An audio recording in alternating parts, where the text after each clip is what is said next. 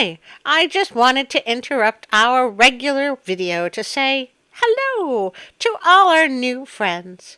It's been so exciting to see our tiny channel grow just a little bit, so I wanted to say thank you and welcome. I also wanted to say a particular hello to Scarlett. Hi, Scarlett! Thank you so much for watching. If any of my new friends would like to hear a story, please leave a comment, and I will do my best to read it for you. Now, back to our regularly scheduled story.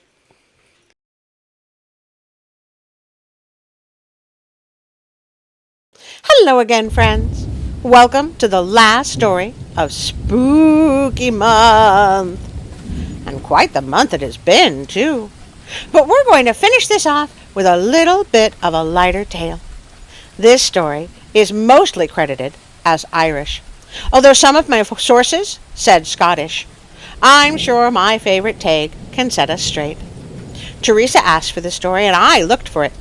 I looked, and I looked, and I looked, and I found summary after reduced version after historical outlook. What I didn't find was the story. So I looked them all over, found what they had in common, and I wrote my own. So, without further ado, I give you Stingy Jack and the First Jack-o'-lantern, a traditional tale retold by Artie.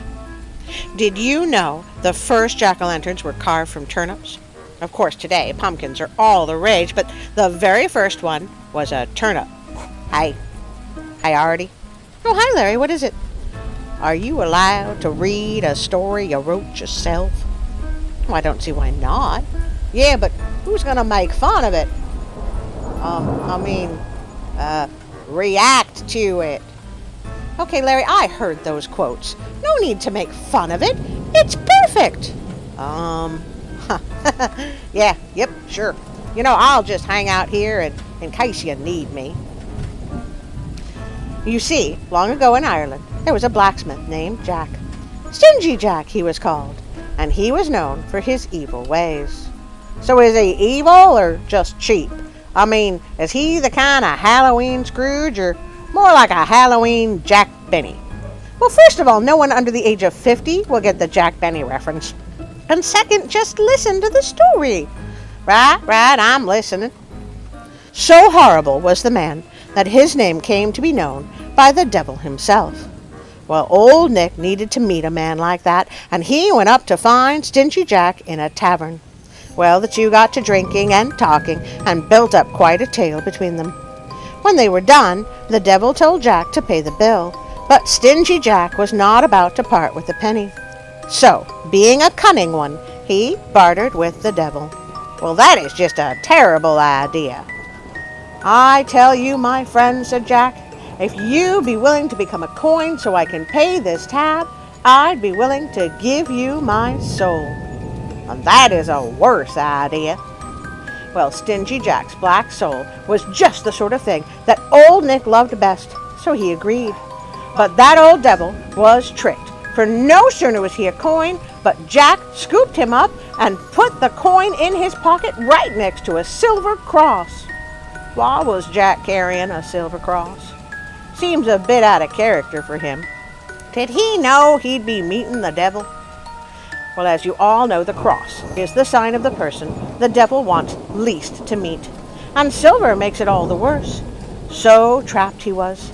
Jack just laughed and said, I'll let you out only if you promise to go away and leave me be for 10 years. What choice did the devil have but to agree? And agree he did, with an angry gleam in his red eyes. 10 years to the day, old Nick himself came back to collect what was owed to him, for he is not one to trifle with. Jack hung his head and appeared to be beat. Such a pitiful face he pulled as he looked up at the devil and said, I'll go with you, just as agreed. I only want for one thing. Foolishly, the devil asked what, and Jack pointed to the top of the apple tree they were next to. I was just planning on climbing that tree and getting that beautiful apple. It's a trap! Impatient to take his prize back below, the devil said, Allow me, I'll be quick as a wink. And up the tree he went. But Jack was just as quick, and he began carving on the tree. He put the symbol of the cross on all four sides and trapped the devil at the very top. Stingy Jack laughed at the devil's plight, cold-hearted man that he was, and said, "I'll let you down, but only if you agree to leave me be forever." The devil agreed, and Jack scratched out the crosses, allowing old Nick his escape. Not the smartest devil out there, is he? Well, finally came the day that Jack died. He had no friend on earth to shed a tear or send him on his way, so he walked to the pearly gates by himself. But he was turned away. "There is no place here for one such as you," they cried from behind those gates. "Be off and leave heaven to those who have earned it." Well, duh. So, turning away from the soft, gentle light of heaven, off went Jack down the long and twisted road to hell. But when he got there, they wouldn't open the gates either. "Ah, but Jack," the devil said slyly, "I promised you I'd leave you be forever." "But what am I to do? Where am I to go?" cried Jack, distressed for the very first time in his cruel existence. "You can go back the way you came," the devil said with a laugh. And then, with a great deal of satisfaction, he added, "There will be no rest for you, Jack." "But it's dark and cold," Jack began. But the devil picked up a piece of sulphur from the very floor of hell and threw it at Stingy Jack. "That's all the kindness you'll get from me," cried old Nick. And with that, he turned his back, leaving Jack forever to wander, trapped between heaven and hell. Such was the devil's vengeance.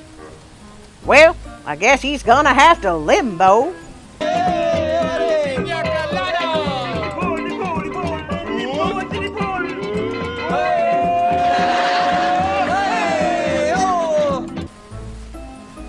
So Jack picked up the burning coal, but it was too hot for him to carry.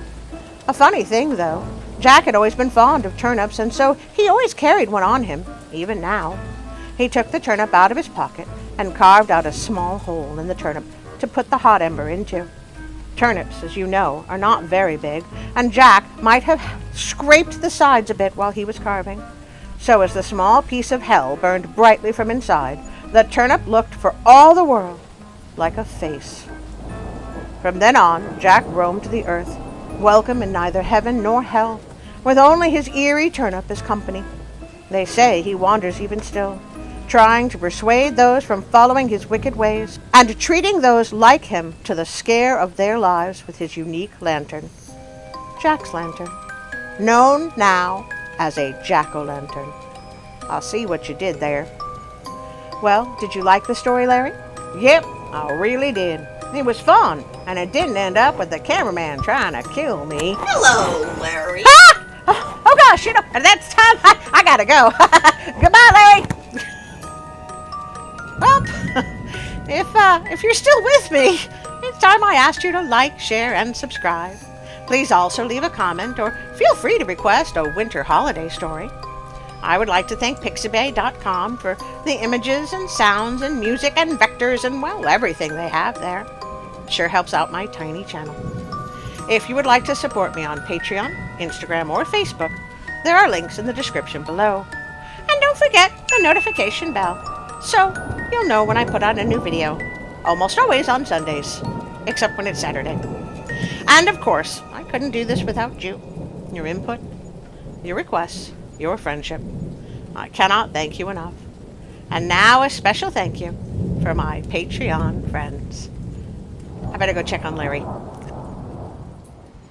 Psst. Hey, Artie. Oh, hi, Larry. Is the cameraman around? Why do you ask? Well, we got a new Patreon supporter and a new moral supporter, so I was thinking, that it's time to film a new Patreon. Did you want to do it again? Yep.